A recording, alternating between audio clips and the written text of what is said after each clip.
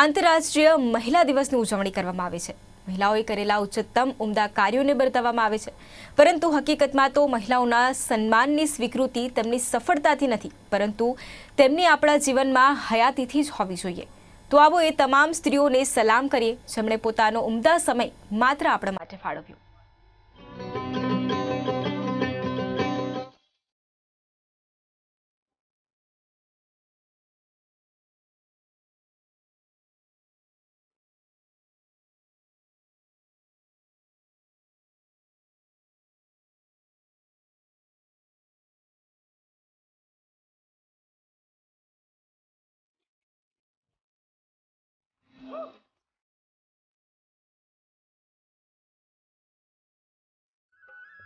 International women's day આજે એક પણ ક્ષેત્ર એવું નથી જ્યાં મહિલાઓના પરચમ ના લહેરાયા હોય, જ્યાં મહિલાઓએ પોતાની આવડતને વાચા ન આપી હોય। આજે દરેક ક્ષેત્રે મહિલાઓ પુરુષ સમોવડી નહીં પરંતુ ચઢિયાતી સાબિત થઈ રહી છે।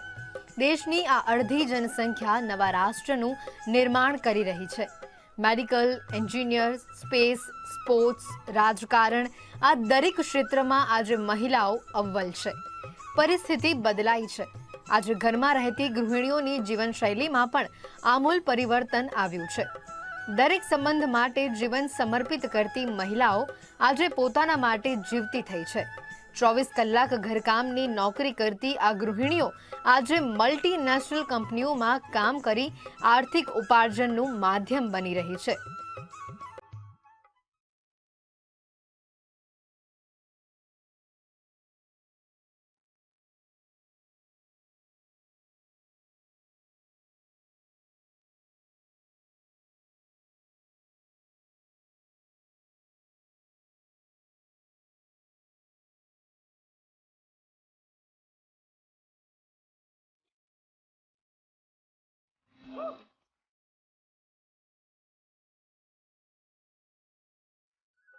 ઘરકામ એ માત્ર મહિલાઓની ફરજ છે। આ વર્ષો જૂની વિચારસરણીને તિલાંજલિ આપીને ઘરના સભ્યોમાં કામોની વહેંચણી થઈ રહી છે। ઘરમાં કમાઉ વ્યક્તિના સ્વાસ્થ્ય સાથે ગૃહિણીઓ પોતાના સ્વાસ્થ્યની પણ કાળજી લેતી થઈ છે। આવશ્યકતા અનિવાર્યતાની સાથે પોતાને પ્રાધાન્ય આપીને આજની નાર જીવન જીવવાની ખરી રીત શીખી રહી છે। પોતાના માટે જીવવું તે સ્વાર્થીપણું નહીં પરંતુ સ્વયં પ્રેમની ભાવના છે। આ વાતને સહર્ષ સ્વીકારતા શીખી છે। હકીકતમાં કહીએ તો સ્ત્રીઓ વાદળ જેવી હોય છે, બંધાવવું, વરસવું અને વિખરાઈ જવું, પછી ભલેને સામે ઝીલવાની ક્ષમતા સામે હોય કે ન હોય, પરંતુ સમર્પણ ભાવના અદ્ભુત હોય છે। ન આશ ન પ્યાસ, બસ થોડો વિશ્વાસનો ખાસ અહેસાસ। સ્ત્રી જેને સમજવા જઈએ તો ગ્રંથ લાગે, પરંતુ જો તેની સાથે જીવીએ તો વસંત લાગે। સ્વયં માટે જીવતી આ તમામ સન્નારીઓને સલામ। પોતાની ખુશીઓ માટે પણ સમય કાઢતી એ નારીઓને સલામ। આધુનિક જીવનશૈલી અપનાવીને પણ સંસ્કૃતિના વારસાને આવનાર પેઢી માટે સંજોવતી એ મહિલાઓને સલામ। આ સાથે જ તમામ પુરુષોને પણ સલામ જેમણે દરેક પળ મહિલાઓને સમાનતા આપી, સન્માનિત કરી।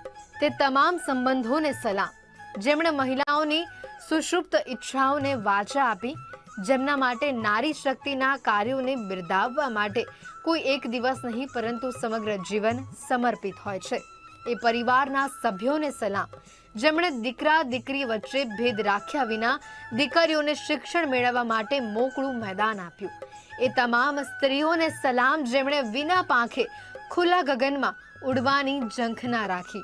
કહેવાય છે કે સ્વતંત્રતા એક ગર્ભિત જવાબદારી હોય છે, જેને દરેક મહિલાઓ સમગ્ર જીવન દિલથી નિભાવે છે અને તેમાં સાથ આપતા દરેક સંબંધોને દિલથી સલામ કરે છે। જેમણે પ્રશંસાની તાળીઓની સાથે એ તમામ ટીકાની ઉઠતી આંગળીઓને અવગણી, કપરી સ્થિતિમાં વિખરાયેલા વિચારોને યોગ્ય દિશા નિર્દેશ આપ્યો, તૂટી ગયેલા મનોબળને મક્કમ બનાવવા હાથ લંબાવ્યો, જિંદગીથી કંટાળીને કેડીમાં સફળતાની નવી રાહ ચીંધી, રૂઢિચુસ્ત સમાજમાં અવકાશના તપતા સૂરજનો પ્રકાશ પાથર્યો। ફરી એ તમામ સ્નેહીઓનો આભાર જેમણે મહિલાઓને મહિલા બનવાનો ગૌરવ આપ્યું.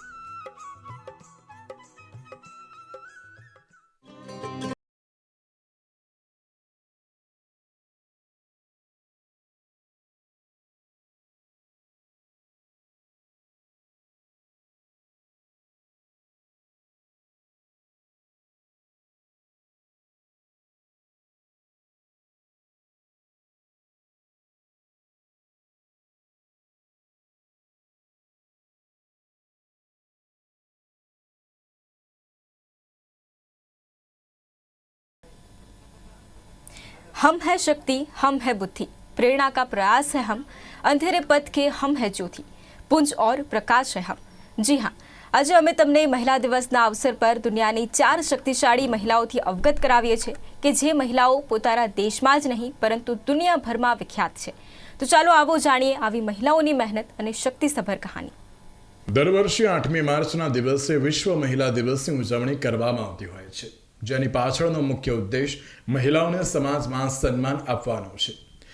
દુનિયાભરમાં મહિલા દિવસના અવસર પર વિવિધ કાર્યક્રમો તેમજ જાગૃતિ અંગેના અભિયાનોનું આયોજન કરાતું હોય છે, જે સમારંભોમાં દેશ વિદેશની મહિલાઓ સામેલ થતી હોય છે. જે મહિલાઓનું જીવન દરેક મહિલાઓ માટે પ્રેરણાદાયી અને આદર્શથી ભરેલું હોય છે. ત્યારે આવી જે કેટલીક પ્રેરણાદાયી મહિલાઓની આપણે વાત કરીએ, જેમાંની એક મહિલા કમલા હેરિસ છે. દુનિયાભરની શક્તિશાળી મહિલાઓમાં તેમનો સમાવેશ થાય છે. હાલમાં કમલા હેરિસ અમેરિકાના ઉપરાષ્ટ્રપતિનું પદ શોભાવે છે.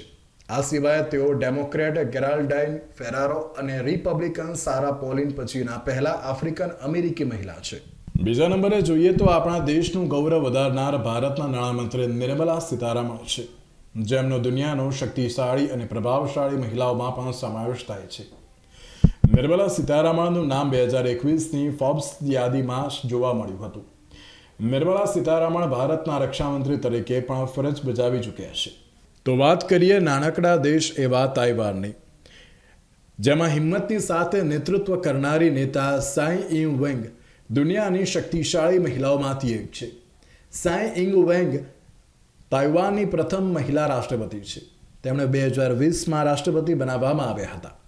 કહેવાય છે કે સાઈ ઇંગ વેંગની જીત ઐતિહાસિક રહી છે. તેઓ રાજનીતિક પરિવાર સાથે પણ જોડાયેલા છે. જેસિન્ડા અર્ડન નામ તો સાંભળ્યું હશે. કોરોના કાળમાં ન્યુઝીલેન્ડના મહિલા પ્રધાનમંત્રી સમાચારોમાં રહ્યા હતા. ન્યુઝીલેન્ડના વડાપ્રધાન જેસિન્ડા અર્ડને COVID-19ને કારણે પોતાના લગ્ન પણ રદ કર્યા હતા. 2008માં સામાન્ય ચૂંટણીમાં જેસિન્ડા અર્ડને સાંસદના રૂપમાં પ્રતિનિધિ સભામાં ચૂંટાઈ આવ્યા હતા. ત્યારબાદ 2017માં તેઓને દેશના વડાપ્રધાન તરીકે નિયુક્તિ કરવામાં આવી હતી. જો જોવામાં આવે તો આપણા શાસ્ત્રોમાં નારી શક્તિનો મહિમા ખૂબ જ સારી રીતે વર્ણવવામાં આવ્યો છે. નારી શક્તિને શબ્દમાં વર્ણવી શકાતી નથી, અર્થાત નારીને વર્ણવવા માટે શબ્દો પણ ખૂટી પડે છે. તેથી જ નારી નારાયણ છે અને શક્તિ છે, જેના દ્વારા જ જગતનું સર્જન શક્ય બન્યું છે. પરંતુ આજની વાસ્તવિકતા જોતા નારીના સર્જનને કલંક લાગ્યું હોય એમ પણ જોવા મળી રહ્યું છે. આશા છે કે તમને આજની જાણકારી જરૂર પસંદ આવી હશે અને આજના મહિલા દિવસે તમને પણ શુભેચ્છાઓ સાથે ફરી મળીશું એક નવા વિચાર સાથે.